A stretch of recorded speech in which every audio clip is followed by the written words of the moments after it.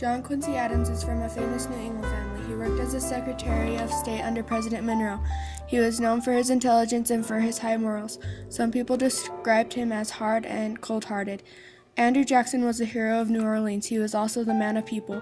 He had slaves and land, but before that he started life poorly. The election, Andrew won the majority of popular votes, but no one won the majority of electoral votes. Henry Clay was also running in the election. He finished fourth and was out of the running. He was the Speaker of the House, so he could influence the results. After Adams won, he made Clay Secretary of State. Andrew was very mad about what had happened. He had accused them of making a corrupt bargain, and they stole the election from him. A bad campaign. John Adams was struggling with a re-election in 1828 and was only facing Andrew Jackson. Jackson's supporters renewed charges of a corrupt bargain from the 1824 election. Jackson won the election very easily. Voting. New voters that live in the western states have to be a white man or the age of 21.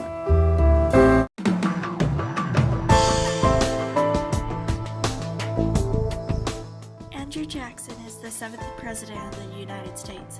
It was a hard childhood for Andrew. Since his father passed away at a young age, he was forced to become the man of the household, taking care of 2 younger siblings. Later in his years, he married a woman named Rachel. Before Jackson ran for president, he was a judge in Tennessee. Many stories tell you about how his courage helped him become the President of the United States and overcoming challenging obstacles everyone faces at one point or another. One of his famous quotes was, "One man with courage is a majority." One story I'm going to tell you is about a villain whose name is Russell Bean. Russell Bean was sent to court after nearly beating a man to death. Word got around that Bean was refusing to attend, staying at his house with a loaded pistol, threatening to shoot anyone who would dare to go near him. Bean had scared off Sheriff Crouch, but not Jackson. Jackson also grabbed a loaded weapon and went to Bean, ordering him to surrender. "Surrender, you infernal villain," he roared, "or I'll blow you through." Terrified by the determined look and flashing eye of Jackson, Bean surrendered immediately and was taken to court. Bean later explains that he could see that Jackson had the look of a man ready to kill. This iron will that made Bean surrender also made Jackson a powerful president. I believe, like you say, we all have challenges that we need to stand up and do what we think is right. These challenges might be hard at first, but if you have courage like Andrew Jackson, you will be victorious and achieve your task.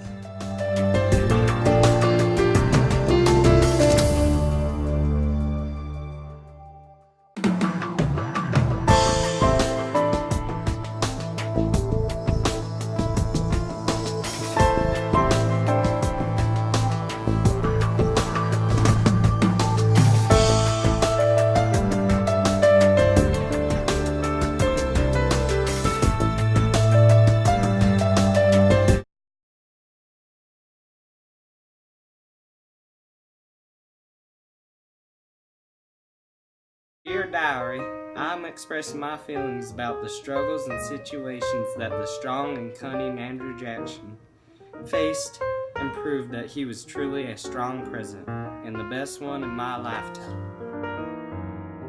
John Cowan, which was Jackson's right-hand man in office, yet he had mixed feelings on the new tariff. Congress presented Cowan wanting nothing to do with this proposal. Cowan and the others expected Jackson to support their view on this tariff. He claimed that the states had a right to nullify or cancel the federal law, yet Jackson was still in favor of the tariff. Finally, Cowan resigned as vice president due to disagreements with Jackson. But honestly, I never really liked Cowan Adams.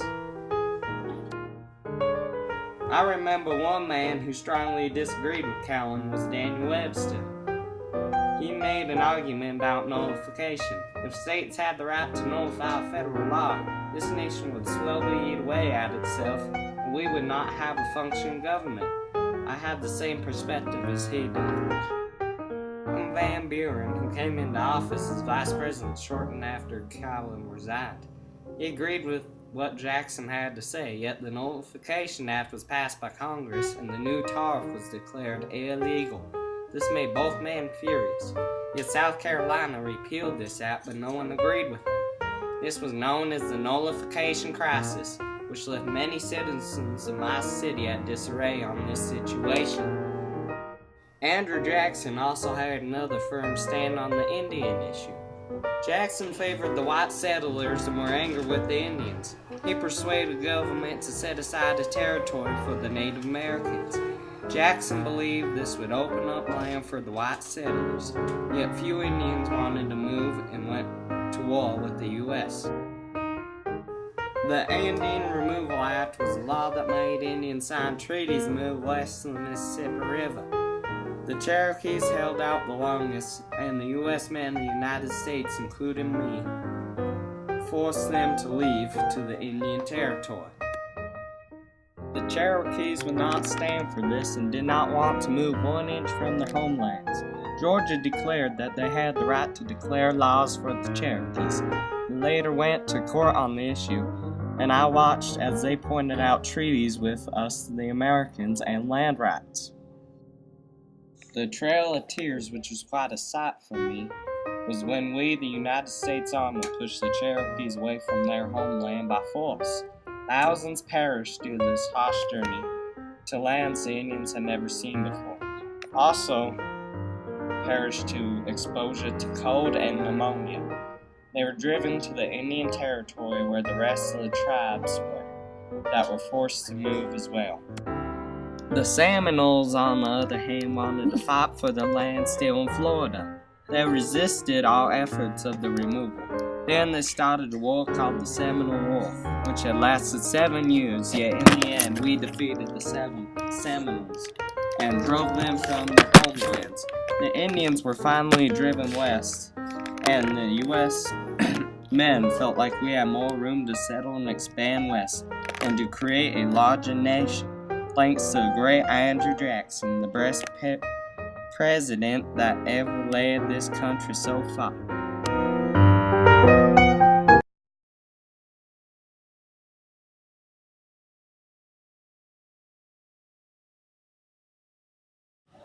Dear Diary, I don't write very often, however, with the current events, I yearn to document the history that is taking place. A long-loved Andrew Jackson has retired from office after 2 terms. We will always miss this great leader and executive, and forever owe debt to him for what he has done for this country.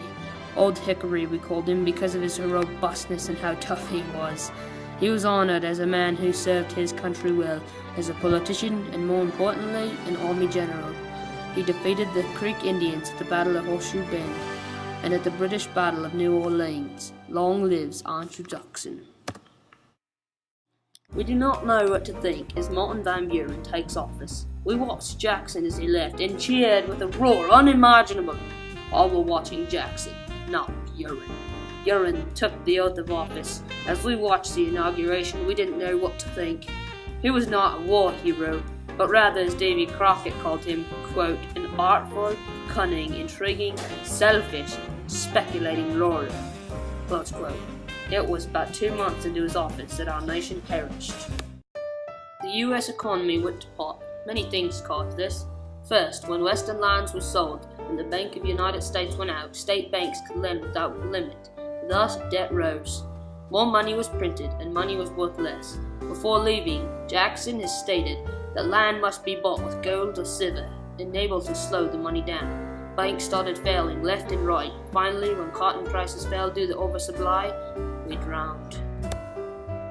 During our worst times, 90% of the factories closed and thousands were out of work. The city had many that starved, and mobs started robbing warehouses. Van Buren was blamed, but not at fault.